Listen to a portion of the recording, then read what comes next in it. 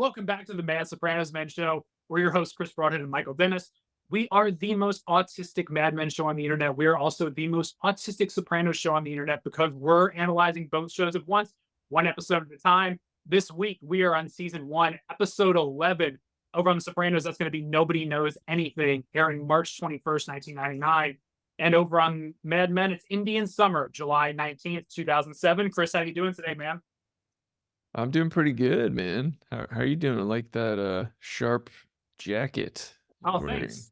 Thanks. I noticed going back through some of our clips, I often wear red in these episodes. So I decided to keep that going today. It's my Sunday Tiger look. I'm here to win. Mm. My hmm red. Let's go kick some ass, dude. Well, that kind of goes in line with my theory that we're in a simulation because all my friends' favorite football teams, they all seem to look eerily similar to their quarterbacks. Uh-huh. And you've looked like Carson Palmer, Yeah. the Red Rifle, whose name escapes me currently. And I would Yes. argue you also look like the new guy whose name also escapes me for Joe some reason. Burrow. Yeah. Joe Yeah. Burrow. Yeah. That has not escaped me as well. Like all three of those dudes, if you just pick someone on the street and you're like, oh, Michael Dennis is brothers with that guy, no one would blink an eye. We all look like we have at least the same. At least one of our parents was the same. Yeah, I had another friend at NASA who was from Wisconsin, spitting image of Aaron Rodgers. um, and that makes sense because your brother John looks like Baker Mayfield. Dude, they're indistinguishable. I've never seen them in the same room, actually. That's true. That's true, man. That's actually where my theory falls apart, is I've not looked like any Tampa Bay Buccaneers quarterback in the history of the team. What about Jameis? Honestly, he's probably the closest. Yeah. Well, I mean, I'm just I'm not even Jameis, joking. he's tall. He's got the thin face. He's got the thin Yeah, broadhead face. Yeah, that probably is the closest he's one. the closest one. Yeah. Yeah. Yeah. Makes sense here, man. Um, these were two good episodes. After sitting in the doldrums for the last couple of weeks and feeling like we're just never going to get to something that mattered. There's a lot of stuff that matters here this week. hmm Yeah, it seems like we kicked back into the narrative that something is actually happening in these episodes. Yeah, yeah. The one thing I thought about today, and it kind of hit me in doing my prep, and this show is both of these shows. So much of them are built around secrets and secrets characters are keeping hmm and want to use later on and also save themselves. But that's really what hit me in these episodes this week is the just how much secrecy is in both shows. Over on The Sopranos, you've got Big Pussy and Who's the Rat and Jimmy Altieri, and we've got Mackenzie and McCop, and there's just Tony's life in general, which is secrets and lies. And over on Mad Men this week, we've got Pete taking the literal box of lies.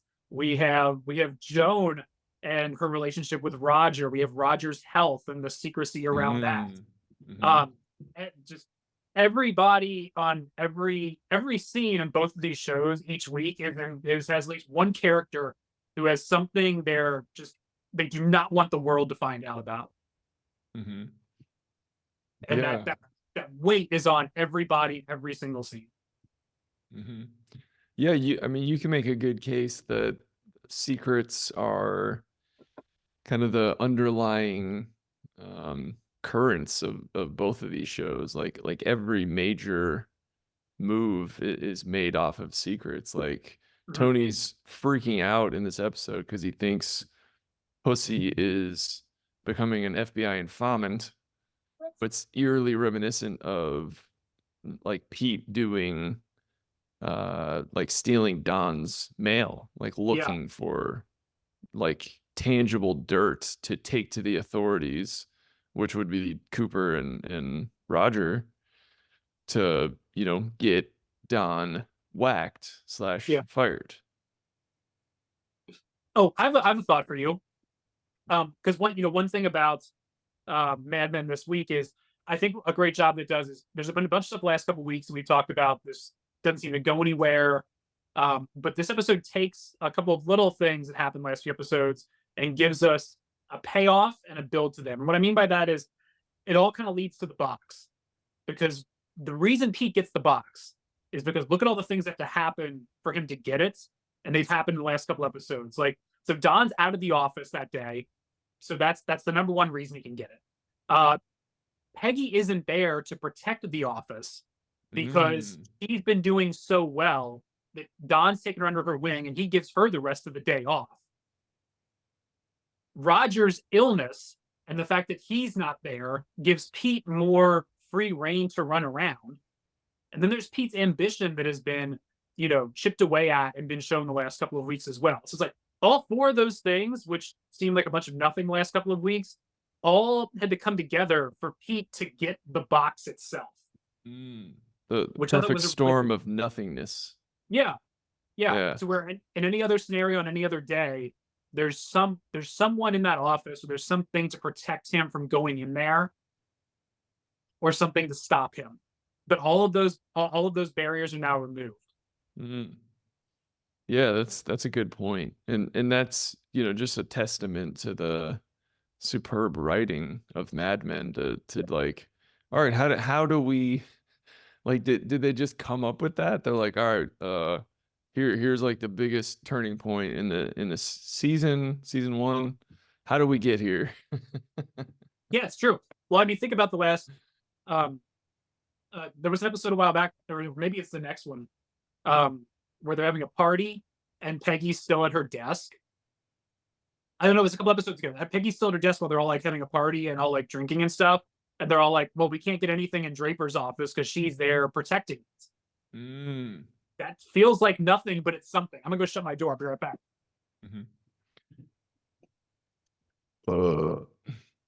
Yeah, that's probably right now, that feels like the biggest insight that I've gained through this particular rewatch is just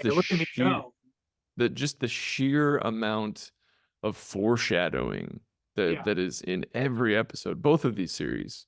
Yeah. I mean, I would almost like assert that that's why these shows feel so engaging and play as like the highest level of storytelling, because we don't notice these things, but like your brain does, your unconscious does, and then when it pays off, you're like, oh fuck, like they've been hinting at this for seasons. Yeah. It makes me wonder what that creative process is, because like, when you and I sit down, we scope out like a whole season, and everyone has their major points they have to hit and all this stuff. Do you also just take a couple of ancillary characters and just kind of decide on some traits for them on the off chance you'll need them later?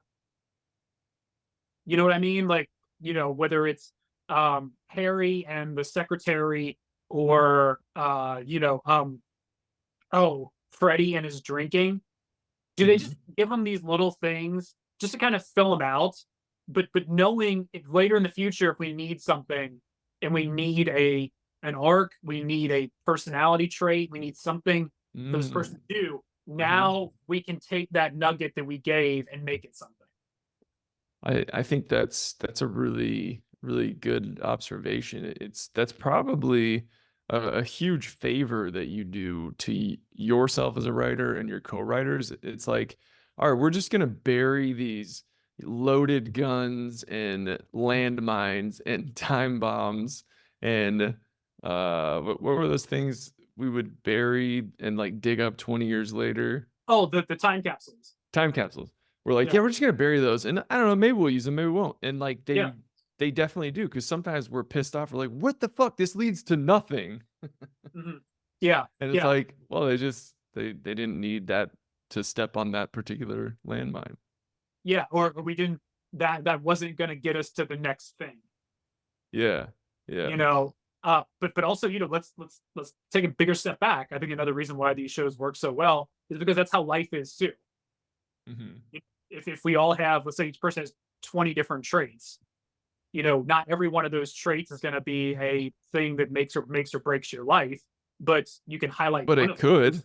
Yeah, it could, but just because, and that's the thing is that you know just because you don't touch back on trait 4 or 5, trait 7 is the one that is the domino effect. Does that make sense?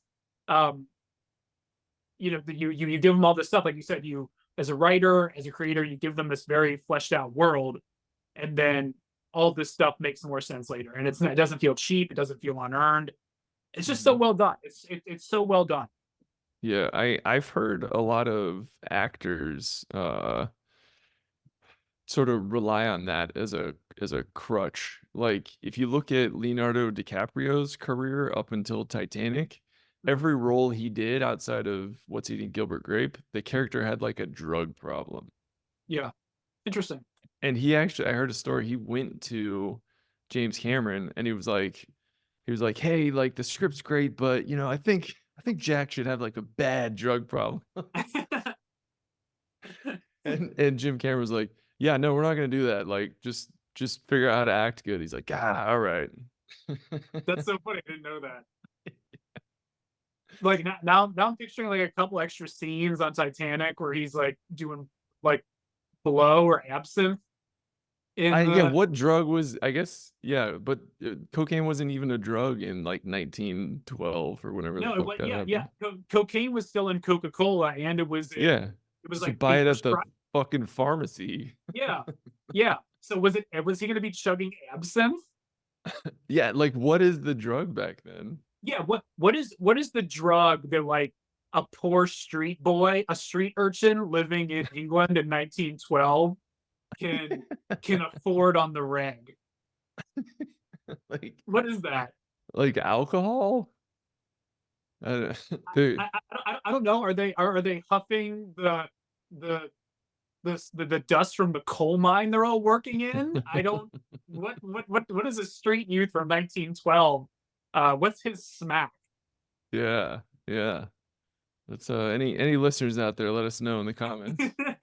Any time traveling listeners out there, let us know. Um, Yeah. I we talk about these episodes. I noticed there were a lot of similarities in these two this week. We These two had a like maybe the second most of any of the episodes I've watched. Like Yeah, eerie yeah. similarities. My number one right off the bat, a man with all the answers, like or some of the answers, kills himself over Mm. on over on Mad Oh Men. shit, dude, I didn't even connect that. Wow. Over on Mad Men, we have the brother. Over on The Sopranos, we have McCasian. Yeah, who like totally didn't need to kill themselves. No, Like they were upset, but yeah, it's like Don's gonna chill out and be like, all right, cool, yeah, let's like be secret buddies. yeah. I disagree. If I were McCasian, I would have killed myself. Like, that Yeah. guy, because he even mentions he's divorced at least 2 times. He might have Yeah. 3 alimony payments that he mentions. So he looks like garbage. He's fat. He has 3 alimony payments. He's a cop, so he's making 32 grand a year before taxes. Yeah. Um, Now your professional life's been destroyed because you were busted in the whorehouse. Um, no, I get why he killed himself. That makes perfect sense to me. The other Dude, two decent. I saw some meme and it was like, man, how did Kevin McAllister's dad go so wrong? Yeah, yeah. Or how did the McAllisters afford that house and the trip to and the family trip to France? Oh yeah, he's his dad's mobbed up. One of my clients, I go into a local office here a few days a week, and there's a guy who works there. Is his Um, name Gil? no, but it rhymes with Gill and starts with a PH. Oh, uh-oh. Does he have Um, big and hair? and no, but they're both in the same boat. Um, but this gentleman, let's call him Gil. Uh, he looks like Macasian. Like he's always just this doughy, sweaty, sad middle-aged man. I know he's divorced too. So this guy looks like Gil, Like every time I'm in a meeting with Gil, like internally, I'm just laughing because I'm just looking at him because his tie's all the way to skew. He's just like, uh, uh, and I would understand if Gil killed himself too. That would not shock me at all if I went in next week and found out Gil wasn't ever coming back. Well, let's hope he doesn't do that. I'm sure he has lots to live for. I sure hope so. Um, Getting back to other. Oh, what are some similarities you noticed? I rattled off a few here.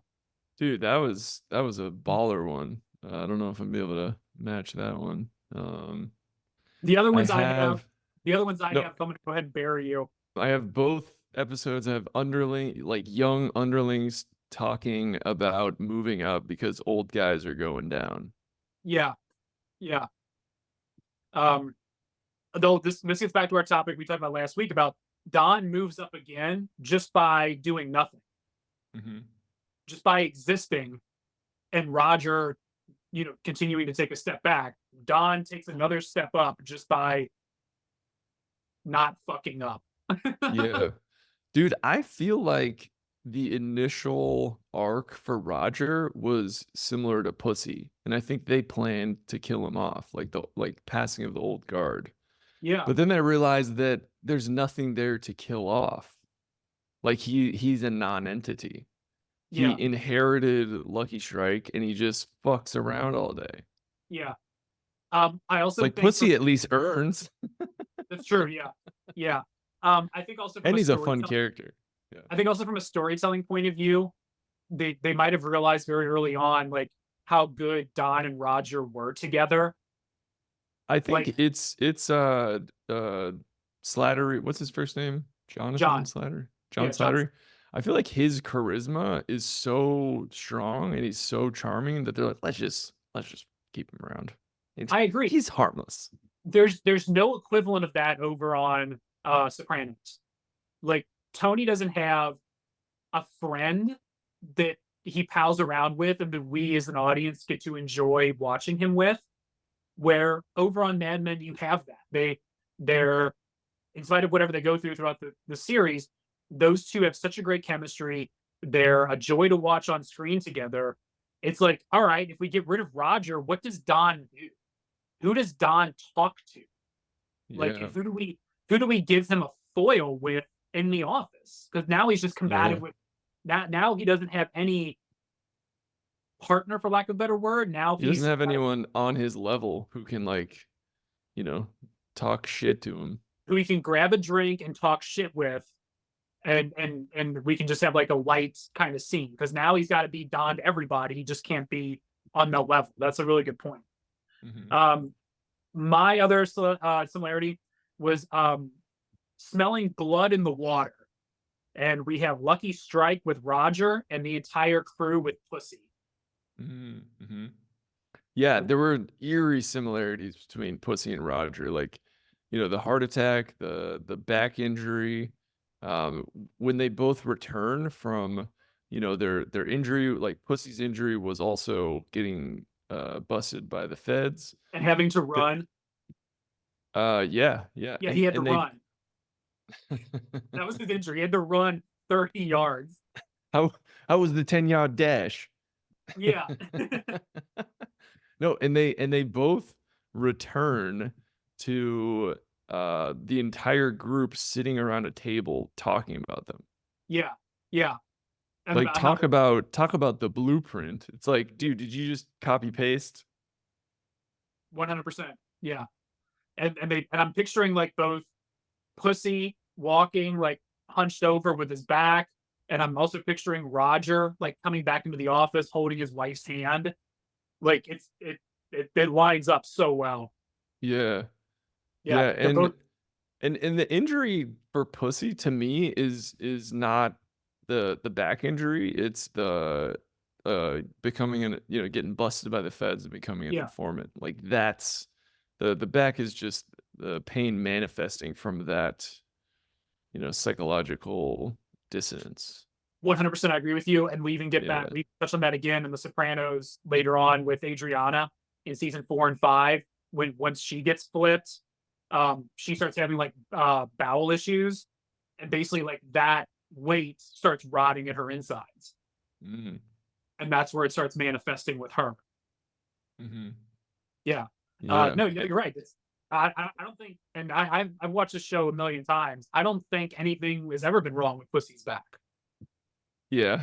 Like I think he's got some pain, but it's all a manifestation of you know what he's going through.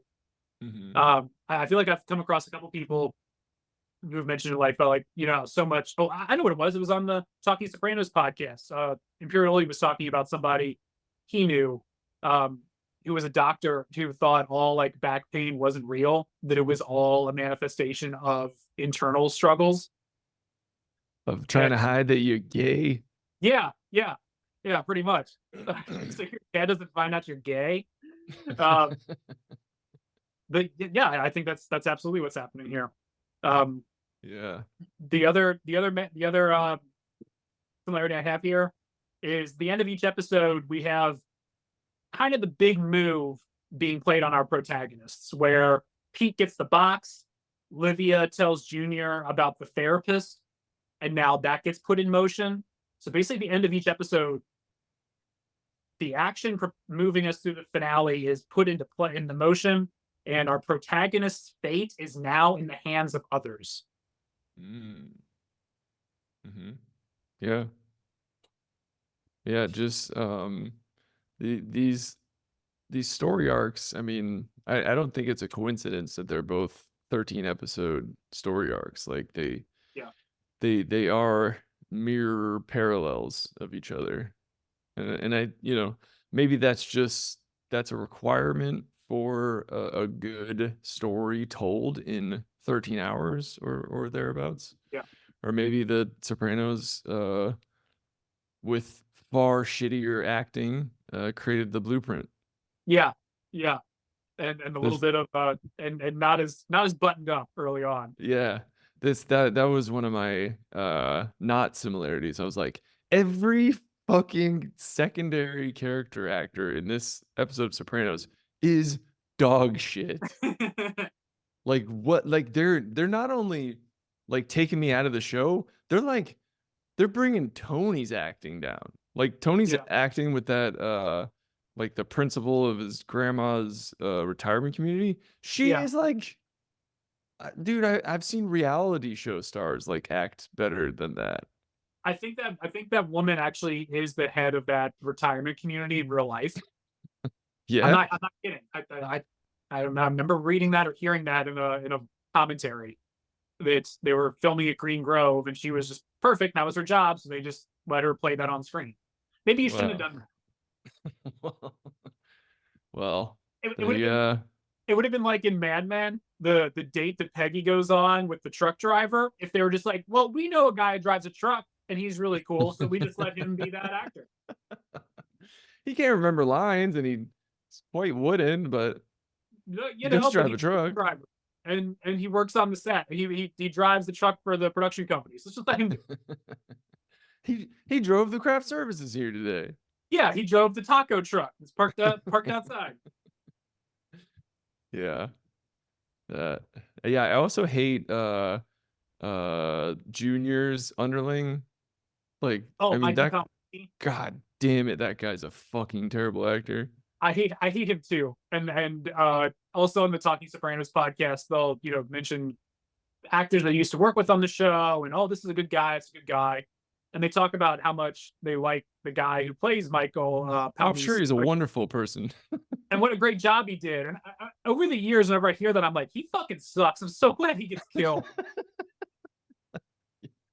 Yeah, we only Like, have what, two episodes left with his ass? yeah, yeah, like some of these characters, I'm glad they get killed just because I'm annoyed by them. Yeah. Like I wasn't happy that the woman who played Livia Soprano died, but I was glad we didn't get any more Livia Soprano after season two. Like I'm fine with it. I don't ever need this again. I get it. Yeah. I think that, Sopranos broke the mold. It created a story that had never been told in this format before, like in this long. But I think the tools of production of the standard 24 episode season were still casting the actors. Yeah, So, I've done no research, but I wouldn't be surprised if these actors are the same, B and C characters that like Law and Order in like the late 90s was casting. I know for a fact they are because It's just no, like, because they talk about that also on. I've heard that in the Talking Sopranos podcast about yeah. so many of the guys are just New York actors who've been on Broadway, who've had big roles in like L.A. Law and stuff, or Law and Mhm. Order and all that stuff the last Yeah. 15 years. And they're fucking they're so insanely generic that even if Yeah, they're not acting bad, it's just like, dude, you were like the human embodiment of vanilla and throwing a stone in a lake and it causes no ripples. yeah. It's like it it's the neutral planet from Futurama. My gut Yeah. tells me maybe. And I think, as much as I fillet the writing of Mad Men, I think the casting on Mad Men, you could convince me is even more important. Like just this truck driver is a one-off character. They fucking took a time machine to 1961 and fucking kidnapped that guy and like, dude, you're gonna do this scene. Like Yeah, that guy looks like he's from 1961. yeah. The haircut, the dress. He looks eerily familiar, but I've never seen him on some like dog shit generic CBS show. Which you do watch a lot of. I'm a big fan of Yeah. generic CBS content. CBS's Saturday Night Crap-O-Rama. Dude, have you seen the previews for it's called Tracker? No. Oh my god, dude. It's the handsome brother from This Is Us, and it's Okay. it's a it's a CBS procedural Oh where wow. instead of solving crimes, he's finding people missing in nature. Ooh. How many fucking ways can you get lost in nature to fill 24 episodes a season for 10 seasons? Uh, how much like oh my god. I'm just taking a think about this. Like, what would you and I do if we were hired to craft 24 episodes of this? I mean, every lost person would become more voluptuous and less clothed. Yeah, there'd be that, and also like there'd be a couple episodes where it's like, oh, this guy went missing, and we went out searching for him, and we just found him having a gay hookup out in the woods. Like we would just start Like creating more every and more. episode ends that way. Yeah, every episode ends that way, and we just end up crafting more and more ridiculous things we find people doing out in the woods. Dude, until the lead detective gets so grizzled that he's like, yeah, probably out in a men's bathhouse or a No, truck stop somewhere. It's like, my son, he's lost. He's 4. Chris. No, Chris. Here's what happened. By the 12th episode, whenever someone goes missing and they come in and report it to the grizzled guy, he's just like, "Well, I guess we should go check the bathhouses first," and that's where they always are. How Like they're how always long's how long's he they're been missing? 12 hours? All right, he can still handle a few more loads. We've Yeah, got it's some like, time. I got a good idea. It's probably one of three places, and they go to one of those three hookup places, and they're always at one of those three. I mean, talk about you want to make this a procedural? This is very procedural. Better start checking the old haunts. The Yeah, 3 yeah. men's bathhouses in town. But then there's a real meta episode where it's where you and I get called into the producer's office if they're handing in like these 20 scripts, and they just throw the nameplates at us. I can't film this shit. Every single episode it just says some guy out in the woods getting blown by some other dude. You have a 4-year-old getting lost in the woods and being found by 2 guys blowing each other. He's found by the gay men's choir. But I got then a but then the other 4-year-old. so that's half the episodes. And then the other half, it's all like missing 411s where kids go missing for like 5 days. They aren't found. And then they return 2 days later and they talk about how a robotic bear helped them survive for the last 3 days in a cave. and you're just like, what the fuck is happening here? It's like I was following along with the men's bathhouse storylines. Yeah, Where is this yeah. coming from? Hey, what's up with the episode where the 6-year-old said he was living with robot grandma at a campsite? What the hell? Yeah, it turns out the aliens just planted all the irresistible men at these bathhouses to distract us Yeah. from their Is plan. it just a really gay, hilarious version of like Twin Peaks? Those nefarious Tracker, aliens. dude tracker. They know our only weakness. No, I've not seen the preview for Truck Tracker. stops. But if you told, but you had me, I was all in when you told me it was, starring the crew from somebody from This Is Us. Mm-hmm. Mm-hmm. So now I'm really in. Yeah. Speaking of hookups, the final similarity I have with is these episodes are filled with sex. Dude, I have that as well. Super horny episodes. Yeah, Peggy and her machine, Betty and her machine, Mm-hmm. Roger's laments to Joan, and then The Sopranos is all about pussy. Mm-hmm. Dude, I remember you telling me there's some Twitter feed that puts out like single frames of Yeah. Sopranos, and I watch everything with subtitles on because I feel like I can actually understand what the fuck they're saying. Mhm. And there's a scene towards the end where Tony goes, "I can't find pussy anywhere," and he's like, Yeah, yeah, and I'm like, dude, this has to be a very popular frame on that Twitter yeah, it is. feed.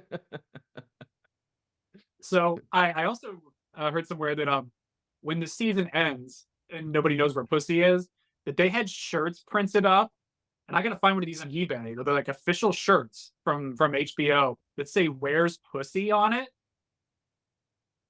and there's apparently a handful of those floating around, and apparently like um the guys from Aerosmith like wore them out to some show or something one night. They're just all wearing shirts that Sopranos, "Where's Pussy" on it. um, okay, so both of these episodes are very horny. Everyone in Mad Men is looking for carnal delights. And then everyone on Sopranos is screaming, "Where's pussy?" They're looking for Yeah, pussy. Like it's their job. yeah. It's all over the place this week, man. Like you Yeah. said, this was the one where there was the most similarities. Mm-hmm. I had something else around this. Both eps have characters talking about classy pieces of ass. Roger, to Yeah, Joan's face, tells her that she's the best piece of ass he's ever had in his life, and I've used that line. she smiles with delight. You're like, what the fuck? Like that really is like the highest echelon in her mind. And then Kevin McAllister's dad is just talking about how wonderful the madam is at the whorehouse. Yeah, And yeah, and Polly goes, "You must give a wonderful hand job." yeah. Magic fingers. It's just like, dude, Polly is like how does that guy exist? Like I know this is a show, but like they make him a believable character, but he's like so insanely despicable and stupid. Well, here's why, because he's real. Yeah. Because that guy used to be in the mob, and that guy used The to actor be did? like, yeah, Tony Sirico, the guy who played it, he used to be in the Oh, mob. okay. He that guy's as legit as it gets. And he acted in a couple things here and there before this, but I I don't think that's a character. Mm. I think, well, here's the other thing. Later on in the series, there are a couple scenes that take place at Polly's apartment, and I remember reading about how the production and the team didn't know how to build a set for Polly's apartment because they're like, "What's Polly's apartment look like? Like, Hmm. how do we build this set?" And they're like, "Let's just go to Tony Sirico's house because he is Polly, and we'll just recreate what's at his house." And that's what they did. So when you go to his house later on and how it's set up, and there's like some plastic on some of the chairs and like the TV and everything, that's his house. That's how he lives. Because Tully Wow. is not a character; he's a real person. And The Sopranos isn't a show; they filmed real people.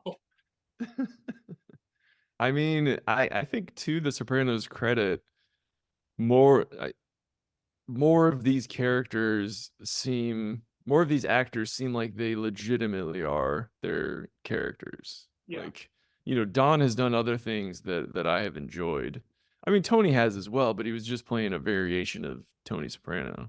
correct. Yeah, Yeah.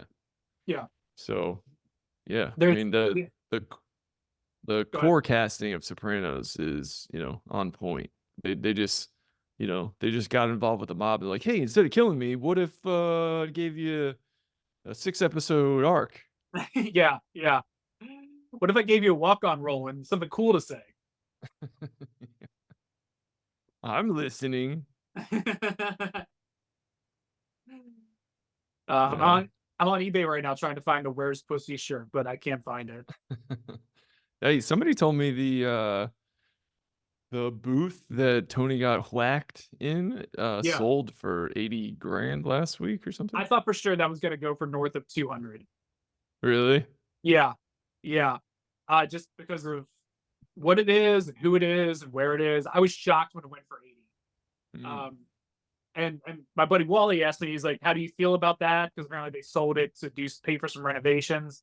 And I was like, "Sell the booth and then just recreate the exact booth where it was. Like, who cares? Just remake the same booth, put new seats in it. Whatever, it's fine. Who This is cares?" where it was filmed. Yeah, this is where it was filmed. Here's the recreation of it. Like, you mean to tell me they haven't replaced the cushions in it in the last 15 years? Of course they have. Just Yeah. replace everything. Like, whatever. Yeah. Was there ever any rumors that they like filmed alternate season series finales? No, Okay. no, no. It was Because just I'm like, you know, maybe there's a way, like a blacklight shows fake blood, and they're like, maybe they filmed yeah, him getting whacked, and there's fake blood on it. yeah. It'd be like how they filmed the end of Dark Knight Rises, where apparently for the funeral scene they had Christian Bale like on set, and they did a few takes with him at that funeral scene, and they add the Bruce Wayne uh thing to the gravestone in post production, so that nobody who was on set that day knew it was Bruce Wayne's funeral. Mm. Hmm. In, in the same way that Who Shot Mr. Burns, like we'll just film a bunch. We're just gonna make a handful of them to keep hangers on from leaking the information. Smart. Yeah. The I other, have. Oh, go go ahead. ahead. Go ahead. No, go ahead. Okay. I have a similarity. Tony talking mad shit to teenage boys. He and Don talking mad shit to Ken and Pete, who are Yeah, essentially teenage boys on the show. yeah, yeah. There are boys. Who are the teenage boys Tony talked to? So Tony talked to Pussy's son, and he goes, Oh yeah, yeah, you're studying astronomy. yeah. He's like, You take up space in school. stick it up space. And then he talks mad shit to AJ, Yeah, uh, in the kitchen. that's true. That's true. Yeah. Yeah, And Don fucking burned Ken when Ken was like calling out Peggy for something. He's like, yeah, well, she's not as fast as you heading for the train at 5 to 5 every day. yeah, yeah. I did like that. And Yeah. that's another thing. That's another little thing early on in the series that pays off later is that Ken's life isn't built around the office. Like Ken works there, but he's never been like obsessed with the job, and Hmm. he's always had like a life outside of it. And even that little instance of, oh, you leave at 5 every day. Like I'm out of here. Yeah. Something small, but I think it's important. Hmm. I don't have much else on my notes, man. Um, I have you might have already said this. I have both season finale arcs involve spying on the main character to save their own skin. Pete thinks yeah, he's gonna get fired / whacked. Pussy thinks he's gonna get whacked / fired whacked. / whacked. So they're, trying to do anything they can. Oh, another terrible actor, Uncle Jimmy. Oh yeah, cousin Jimmy. Bro, Yeah, he's awful. like, what the fuck? Like if you're dealing with a guy who has that limited range, why are you giving him the most inane, stupid lines? Like, Yeah, don't give him anything. Yeah, you're like, no, hey, he's we got to kill Jimmy. He's a fucking terrible actor. that's what it actually originated around. We gotta fucking whack this guy. Yeah. Um, the last note I have, kind of piggybacks on that, is just um the truth. This gets back to just the show being about secrets, and the truth about Don and Pussy have really been kind of bubbling beneath the surface all year. And in this Mhm. episode, they both take a step forward. That their true nature is starting to be revealed. The plot is starting to progress those. Mm. Um, yeah, to put a button on the season finale, I have themes of sizing up potential usurpers. Tony with Pussy, like he's got that scene where he's like, "You got anything to tell me?" Yeah, And then yeah. Don, like Pete comes into Roger's office to congratulate Don, and like, dude, like the way Don accepts that compliment, he's like, "Thank you." Oh my It's like god. it's terrifying. Yeah, yeah. Like it reminded me of I got like dad vibes from that. Like you ever just like really make your dad upset, and Yeah. like he's upset with you and you're just fucked. Like that Mhm. was that kind of line. Like you're in that kind of trouble, and it's like, hey dad, I you're not in trouble. He's so pissed at you, but you raked the front yard. It's like, hey dad, I raked the front yard. Thank you. Or And like, the or second he there's a says it, it didn't get bystander. it didn't get you anywhere. Like, and if anything, the very act of you doing the yard and then bringing this up to him has somehow brought you down a few more pegs. Yeah, yeah. He's like more angry. Yeah, yeah, because now he knows you're trying to make up for something, or he thinks you're full of shit. So you Yeah. pin down trying to, oh, this will butter him up. This will help things out. Wrong, chunk, chunk, chunk. Yeah. I think, yeah, maybe that might be why it was so like frightening to me. Like, oh my God. It's Yeah, yeah. It's like, like am I in trouble? like we all have that fear like deep in our unconscious, like our father's just like murdering us. Yeah, yeah. Oh, Yeah. I have a fun story that relates directly to that. So the last couple of weeks, I would say that Nova, our 3-year-old, has been shy. Um, she threw a fit a few weeks ago trying to get her hair cut. She threw another fit trying to get a haircut with my mom. She refused to get her pictures taken at dance class. She threw a fit at dance class last week, and she had another haircut scheduled for this morning. And I'm like, I'm gonna take her this morning. Now it's time for the final boss to step in, and we're gonna get this haircut done. Yeah. Because every other time, I'm just hearing stories from mom and Mimi about how Nova won't comply and how it's just embarrassing and a giant meltdown. I'm taking her this morning at 9 o'clock. And guess what? We got the haircut done today. We didn't have a fight today. Because I'm sitting there, I'm just like, you're gonna get your haircut today, and we're gonna do this. And that's it. Okay. Like dad had to come in and lay the hammer down. Yeah. Yeah, there is something to that. Like a mom, can definitely get to you, but you're like, she'll love me forever. But Yeah. like a dad, you're like, no, I've seen timelines where he no longer loves me, so I better straighten up. Yeah, yeah. And especially around this house where I hold all the keys to all the fun stuff, like the video games, or if we want to go do this or go play with that or any of my old toys, like I hold the keys to everything that's fun. So Yeah. like I'm turning the spigot off. Like Yeah. I told her, I was like, if we can't get our hair cut, if we can't do normal things, then we're going to stop doing anything. We're going to stop playing with stuff. We're going to stop doing all this stuff because there's things we have to do in life. And if you can't do these, then we're not going to do the fun stuff. And just delivering that message without the mom sort of, because then it gets all lost. It all gets lost in the child brain. But when the hammer comes down, like kids understand that too. And Pete got dad's hammer like dropped on him in that office. Yeah, yeah. And it was frightening to witness. Yeah. I have a question for you.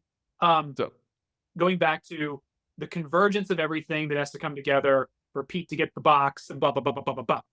If Pete gets the box and Roger is in the office and he goes to Roger first, does this play out any differently? Because Roger has ooh. now been usurped by Don in a couple of different ways in the last few weeks, with the vomit, with him moving up the ladder. Roger is threatened by him. What does Roger do with the box? Mm-hmm. That's a great question. I will instead of answering it, I will say if Roger's there, Pete never gets the box. Yeah. Yeah. But I will answer the question. I think Roger handles it differently. I do I too. think you're right. I think Roger's like, I knew that fucker like set me up and like Yeah. it's Yeah. war. Yeah. I agree. And Yeah. at the very least, I'm picturing in my head like a scene where like Don gets called into Roger's office and Roger has it like sitting on the desk between them. And Roger's just in that complete position of power that Don usually sits in behind his desk. Mm-hmm. And that's where it's hashed out. Yeah.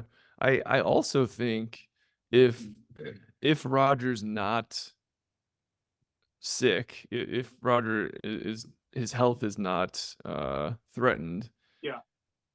then I think Cooper reacts differently as well. Like there's a scene in this episode that I never connected the importance to when the head of Lucky Strike goes to Cooper. He's like, we all like Don, but we need to know that he's gonna be here or whatever. Yeah.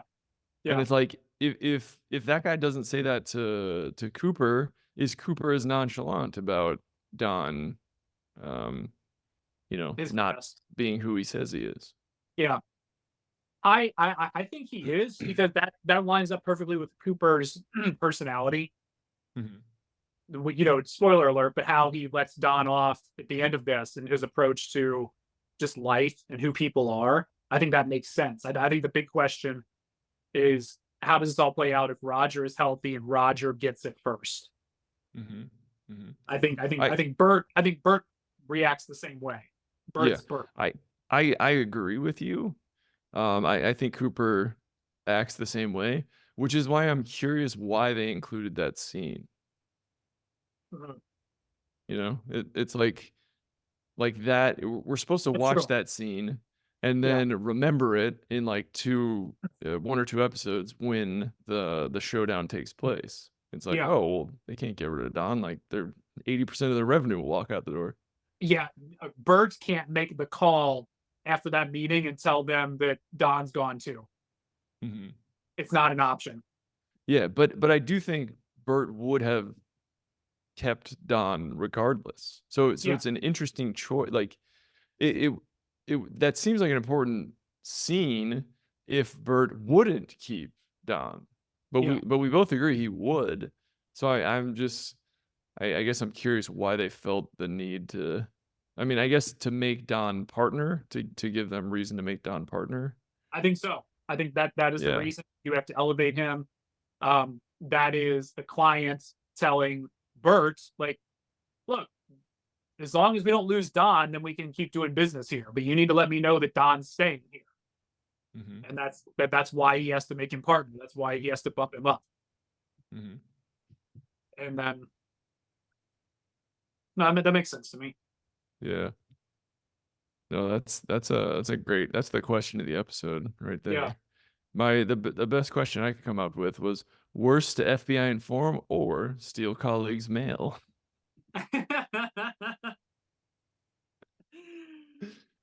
Steal the colleague's mail. Okay, I got a question for you. Was Betty leading that handsome Don Jr. salesman up the stairs to fuck his brains out? I think so. I I think mean, so as well. well, especially when you see what she does to the dryer, like 10 Okay, minutes later. all right, so Erica, my wife, watches every Mad Men episode with me because she's obsessed and she's just been dying for a reason to rewatch it Yeah. again. And I have like, to her credit, I have wild cinema and television ideas that sometimes are there and sometimes they're maybe a stretch. And I'm watching that and I'm like they're going upstairs to bang, and like I Yeah. say that and Erica's like, no, they're fucking not. Like, her kind of 9 out of 10 on the Chris, you're fucking an idiot Yeah. scale. And I'm like, yeah, they're totally going to bang, because she realized she had to say something mean to like cut the sexual tension like Yeah. immediately, just end it. She had to be like, no, we're gonna go to Sears. Yeah. No, You know? if I were the air conditioning salesman and I was in that house, I'd be like, this chick's gonna fuck. Dude, that led me to believe I was like, how many salesmen, or like, yeah, how many salesmen are just like cleaning up every Yeah. day? Just like, especially in 1961, it's like every house is full of like the trophiest of trophy wife sitting there so bored she's gonna smoke herself to an early grave. Yeah. Yeah. And it's And hot, and it's so hot, and everyone is like, I mean, that is like just such a hard, like, in your face theme. Everyone's so hot they're sweating. and you know for a fact that like hubby ain't coming home till 5:30 because no one does. Yeah. And Like you got from the all the look on time. her face, What's up? hubby like hasn't been home in a day or more.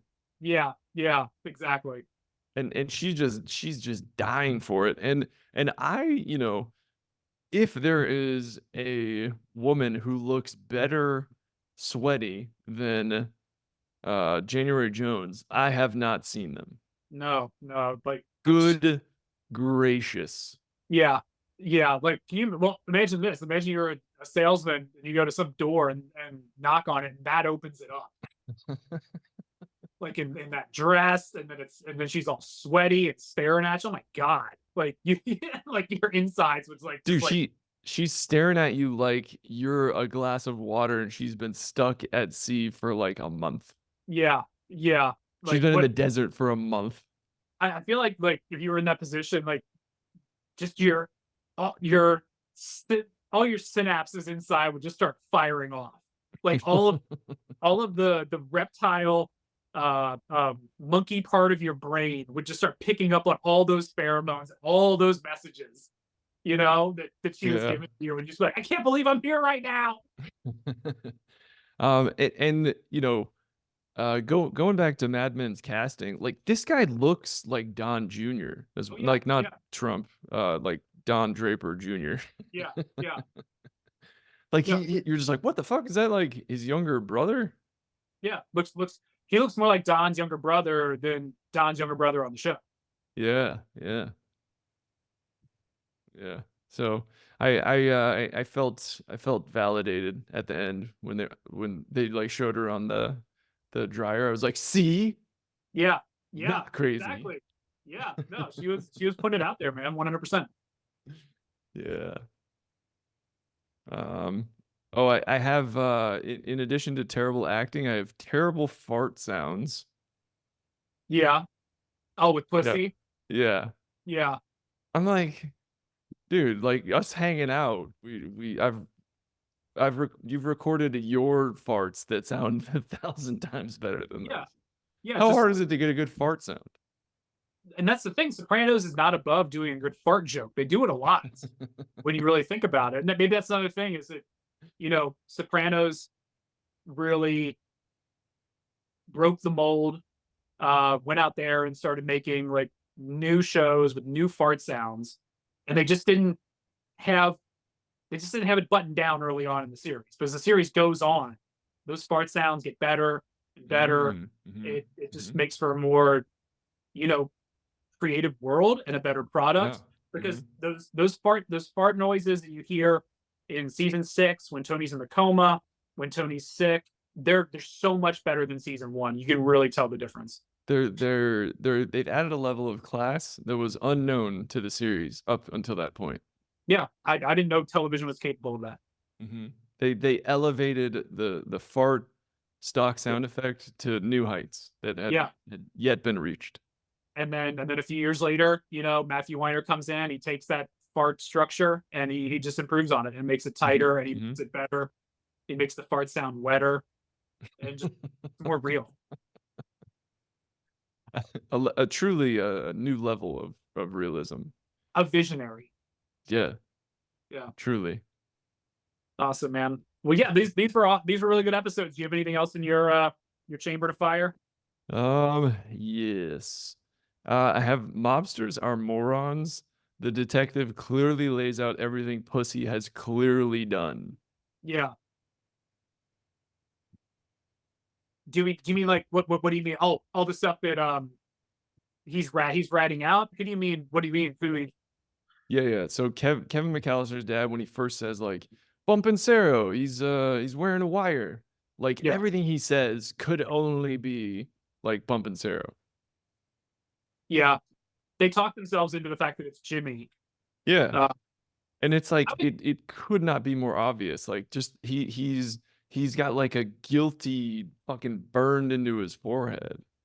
yeah, and yeah, on time, like if you were already if one of our friends was physically becoming what Pussy is, and then on top of that, somebody told us, "Oh, hey, the guy in your friend group might be having this laundry list of problems with the feds." I'd be like, "Now this all makes perfect sense." Yeah. Okay, well, he hasn't Yeah. got really weird and extra sweaty lately, so And Jimmy's acting is as terrible as it always is.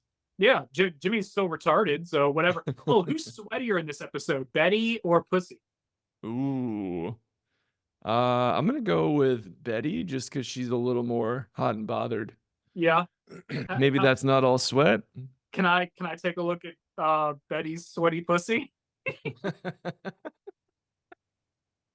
please? Yeah, she is she is true Yeah, perfection yeah, in this season, in this absolutely. show. Yeah. That's why I hated like later on, like that one season they made him fat. I really did. Yeah. I really hated that. Yeah. She bounced back. Yeah, she does. Yeah. Does.